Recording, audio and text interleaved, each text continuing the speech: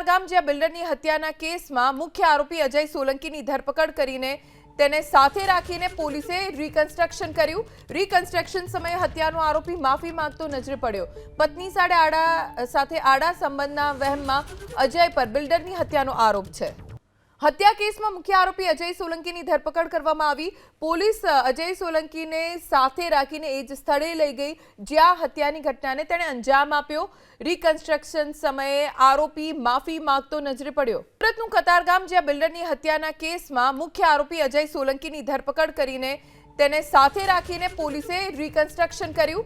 Reconstruction સમયે હત્યાનો આરોપી માફી માંગતો નજરે પડ્યો। પત્ની સાથે આડા સંબંધના વહેમમાં અજય પર બિલ્ડરની હત્યાનો આરોપ છે। હત્યા કેસમાં મુખ્ય આરોપી અજય સોલંકીની ધરપકડ કરવામાં આવી। પોલીસ અજય સોલંકીને સાથે રાખીને એ જ સ્થળે લઈ ગઈ જ્યાં હત્યાની ઘટનાને તેણે અંજામ આપ્યો। રિકન્સ્ટ્રક્શન સમયે આરોપી માફી માંગતો નજરે પડ્યો।